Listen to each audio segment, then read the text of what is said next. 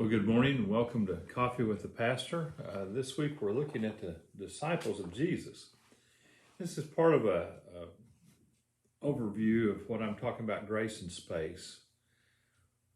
Maybe to help us live in a society where people don't like to disagree, where people will cancel you out if you disagree with them, or it's like you don't matter. And people we used to talk about that. You could disagree, but you could do it agreeably. And that, in the United States of America, you had a right to believe whatever you wanted to. Well, those kind of things have kind of gone by the wayside. And I think it's good to talk and look at Jesus, how he handled things, because he handled a variety of folks, and he was in a society where people had sharp disagreements. People had sharp disagreements on how they ought to relate to Rome. Rome was an occupying force in their country, whether they ought to pay taxes to Rome or not. And we're going to find that Jesus had Matthew, who was a tax collector, who had obviously worked with Rome and to be able to collect taxes and do things. And today we're going to look at Simon the Zealot, who was part of a party that believed that they should overthrow Rome militarily, just to kick them out of the country. And so his own disciples are very diverse. He deals with Pharisees, we've already talked about, who just, if you didn't agree with him on how they interpreted the Hebrew Bible, and you were out. So Jesus had a lot similar to what we have today.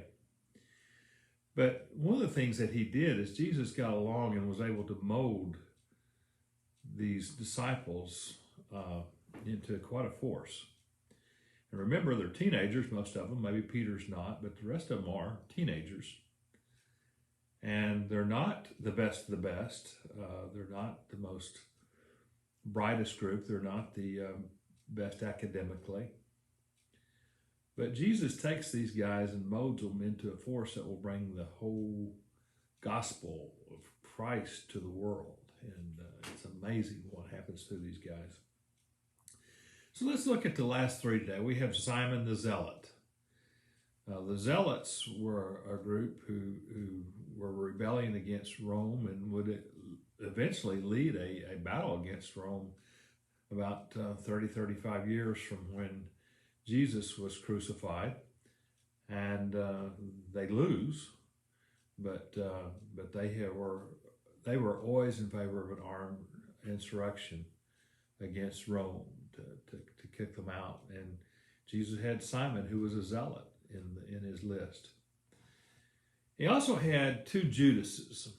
Judas, not Iscariot, is how he's referred to. He's not the one that betrayed Jesus. We don't know a lot about him. There is one thing that he asked that I thought was pretty good. When Jesus was appearing to him, he was talking about that he was going to appear to them and manifest himself to the disciples. He said, okay, Lord, I know that you're going to manifest yourself to me, but to us, but why not, when are you going to do it to the world? He was worried about the world. And I thought that was kind of a neat thing, that he would look at Jesus and say, okay, you're talking about manifesting yourself to us, but what about the world? What he didn't realize, and hopefully later did, is that Jesus was going to use his manifestation to them to take his person and all to the world. You see, God uses people to bring people to Christ. That's the way it was when it started. He used his disciples, he manifested himself to them, and then they shared. And then he sent his Spirit, and through his Spirit, they came, and that's still the way it is today. He uses his people to do that. And so that's Judas, not Iscariot. And then we have Judas Iscariot. We know some things about him, obviously. Um, I think it was Mark that said it would have been better if he'd been never born. That's a pretty awful thing to say about someone, but Judas Iscariot was a disciple.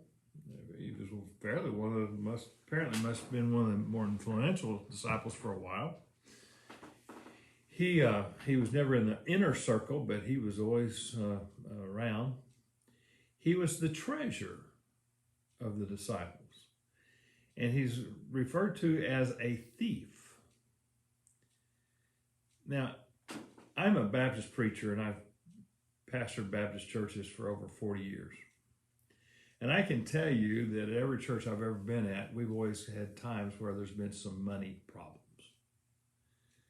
And where we wonder how we're going to pay our bills, how we're going to make salaries, how we're going to do this, how we're going to keep our doors open. Every church I've ever been at has had that. One time, many years ago, I was just worried about it. More not having enough faith, truthfully. But I was reading the fact that Judas was the treasurer and he was a thief. Now, you knew Jesus knew that. And it didn't seem to bother Jesus. And for some reason, just this spirit came to me and said, Robert, if Jesus can handle a thief handling his money, quit worrying about money. He wasn't worried about it. You don't need to be worried about it either. And don't get me wrong, I don't want a thief handling our money, but it helped me understand that Jesus just wasn't that worried about it.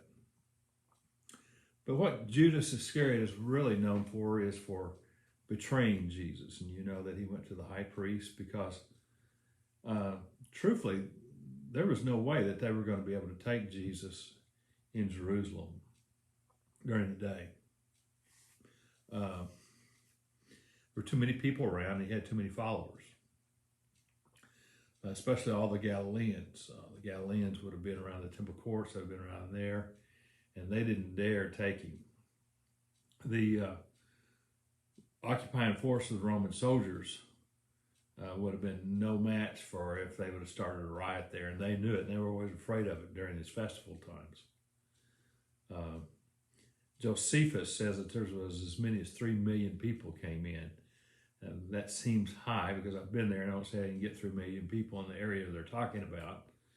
Because today you'd think it would be the Temple Mount and kind of a neighborhood or two around the Temple Mount.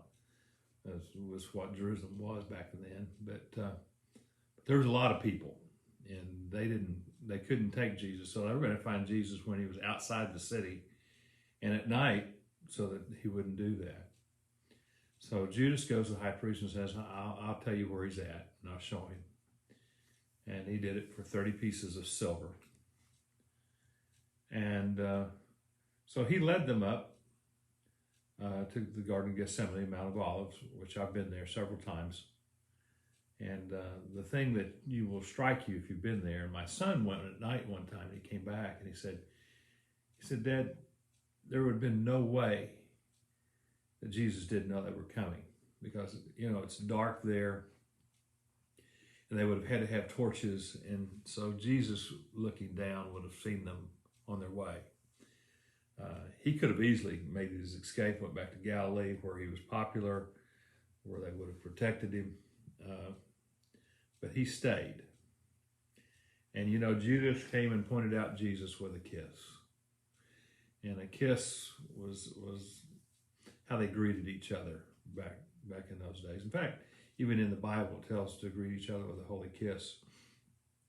My understanding that custom went away when a Roman Pope decided that people were being too friendly with their kisses with the opposite sex. And so he made the rule that you could only kiss people of the same sex, and that custom went away. I was told that was a true story, so I think it might have been. But Judas betrays him with a kiss, and then we know what else happens. He regrets what he did. He throws the silver back at the high priest, and then the Bible, one place says he hung himself, another place says that he fell. It could have been both. He could have hung himself and then fell off that and all. But